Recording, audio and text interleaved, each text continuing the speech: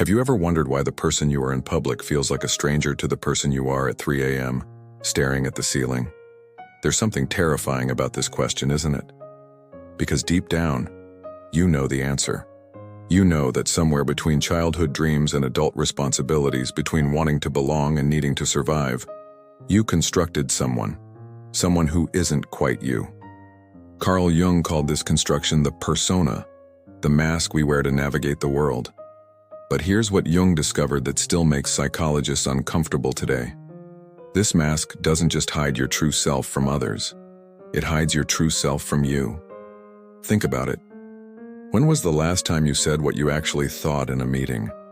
When did you last express anger when someone crossed your boundaries? When did you choose authenticity over acceptance?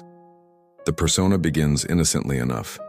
As children, we learn which versions of ourselves receive love, approval, safety. We learn that being good means being quiet, that being successful means being busy, that being lovable means being convenient. So we sculpt ourselves into acceptable shapes.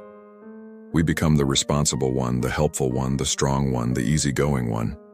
We perfect these roles until they feel natural, until we forget their roles at all. But Jung warned us. The persona is a complicated system of relations between individual consciousness and society. Fittingly enough, a kind of mask, designed to make a definite impression upon others, and to conceal the true nature of the individual. The tragedy isn't that we wear masks. The tragedy is that we forget we're wearing them. The stranger in your mirror. Here's something that will disturb you.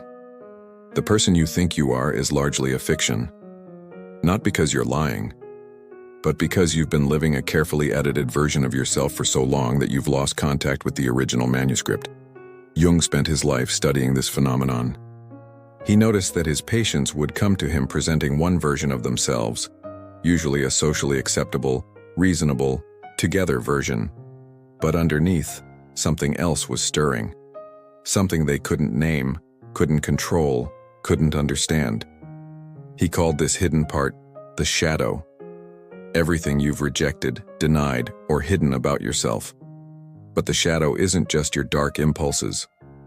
It's also your unexpressed creativity, your authentic emotions, your real desires, your genuine voice. Think about the last time you felt truly alive. Not happy, not content, not successful. Alive. Chances are, in that moment, you weren't performing your persona. You were touching something raw, something real, something that scared you with its authenticity. The shadow contains not just what you've been taught is wrong about you, but what you've been taught is too much about you. Your intensity, your sensitivity, your weird interests, your unpopular opinions, your inconvenient feelings. Jung observed, everyone carries a shadow, and the less it is embodied in the individual's conscious life, the blacker and denser it is. But here's where it gets really uncomfortable. Your shadow knows you better than your persona does. It knows what you actually want, not what you think you should want.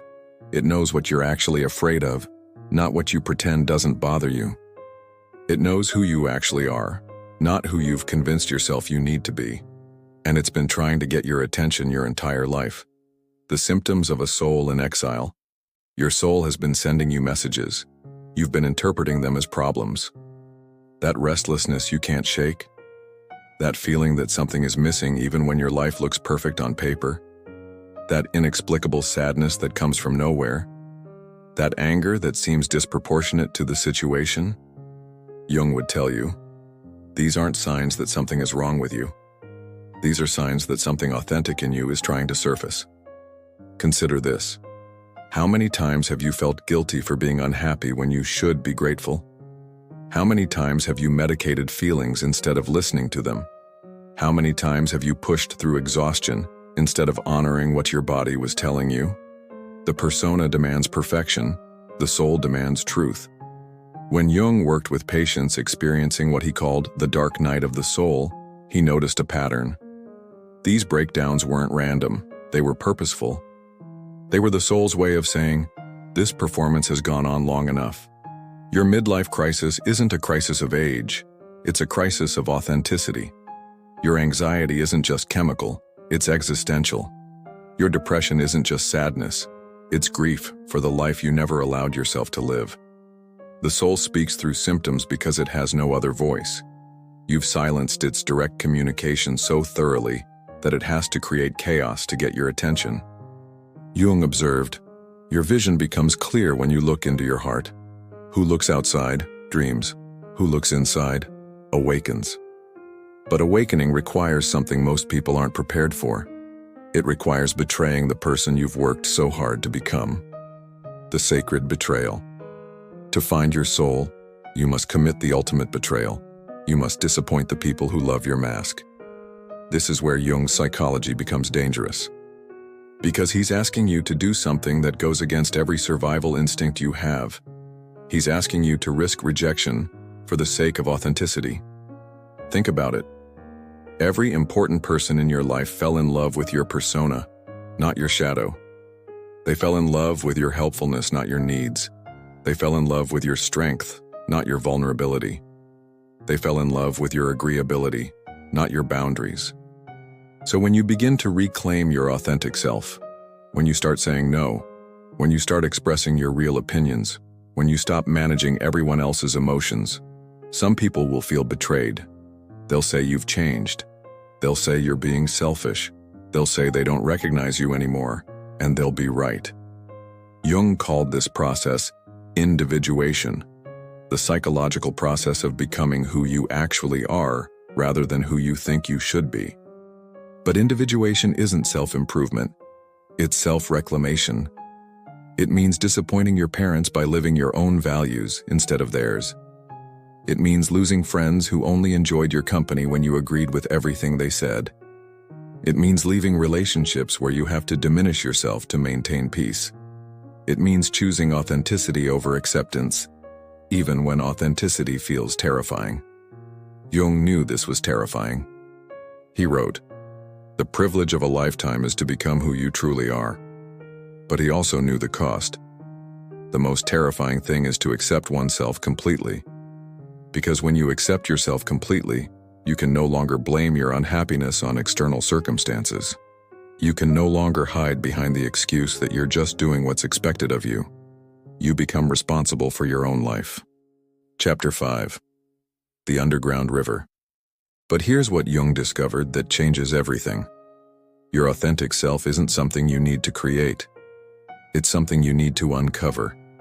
Beneath the layers of conditioning, beneath the masks and the performances and the carefully constructed personality, there's something that has been waiting patiently for your return. Jung called this the self, not the ego self that worries about image and status, but the archetypal self that connects you to something larger than your personal story. This self has been speaking to you through dreams you've ignored, through interests you've dismissed as impractical, through feelings you've labeled as inappropriate, through desires you've convinced yourself are selfish. It's been speaking to you through the books that make you cry, the music that moves you inexplicably, the conversations that light you up, the activities that make you lose track of time. Your authentic self isn't hiding from you. You've been hiding from it. Jung spent years studying what he called active imagination, the practice of dialoguing with the unconscious parts of yourself. He discovered that when people stopped running from their inner complexity and started engaging with it, something remarkable happened. They didn't just become more authentic, they became more alive. They discovered creativity they didn't know they had. They found courage they didn't know they possessed.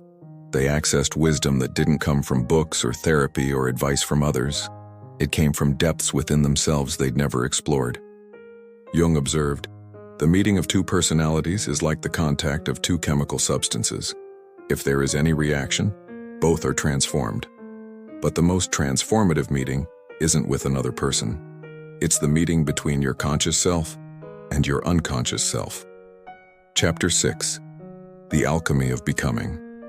This is where Jung's psychology becomes alchemy, the ancient art of transformation. The alchemists weren't really trying to turn lead into gold. They were using metallurgy as a metaphor for psychological transformation. They were trying to turn the heavy, dull material of unconscious living into the gold of conscious awareness. Jung understood that individuation is an alchemical process.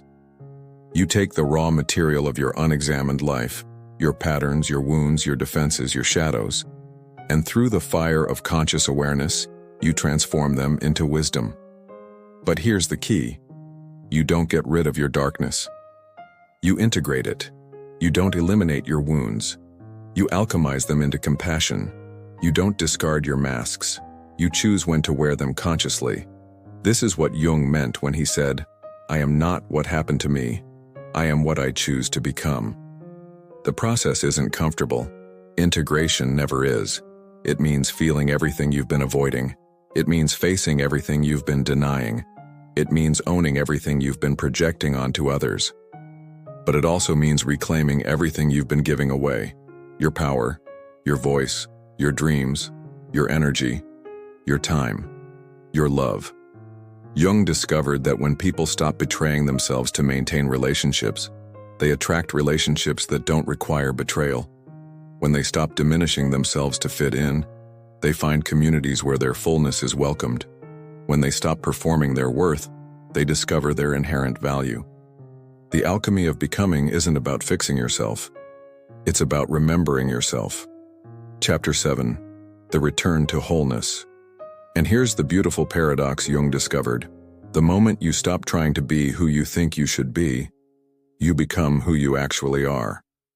And who you actually are is far more interesting, far more capable, and far more lovable than who you've been pretending to be. The persona was never your enemy. It was your protection. But protection that never gets removed becomes a prison. Your shadow was never your enemy either. It was your exiled authenticity waiting for permission to come home. Jung's great insight was that wholeness doesn't come from perfection. It comes from integration. It comes from embracing the full spectrum of who you are, light and shadow, strength and vulnerability, wisdom and uncertainty. When you stop betraying your authentic self to maintain your image, something shifts in the universe around you. People respond to you differently. Opportunities appear that were invisible before. Life begins to support your authenticity in ways it never supported your performance. Because authenticity is magnetic in a way that perfection never is. Jung wrote, "The most terrifying thing is to accept oneself completely." But he also discovered, the most liberating thing is to accept oneself completely. When you finally stop running from who you are, you discover that who you are was never the problem. The problem was believing you needed to be someone else. Your soul has been waiting for this moment your entire life. The moment when you finally choose yourself. The moment when you finally come home to the person you were before the world told you who to be. This is your invitation to that homecoming. This is your permission to betray the person you think you should be in service of the person you actually are. Because the world doesn't need another perfect person. The world needs you. Messy, complex, authentic, whole you. Jung's final message was simple but revolutionary. The privilege of a lifetime is to become who you truly are. The question is, are you ready to claim that privilege? Are you ready to find your soul by betraying who you think you are? The choice, as it always has been, is yours. If this touched something deep within you, if you recognized yourself in these words, share this with someone who might need permission to come home to themselves. Because sometimes, the most revolutionary act is simply being real. And if you're ready to continue this journey of conscious becoming, to explore the depths Jung mapped for us, subscribe. Your authentic self deserves a community that sees and celebrates all of who you are.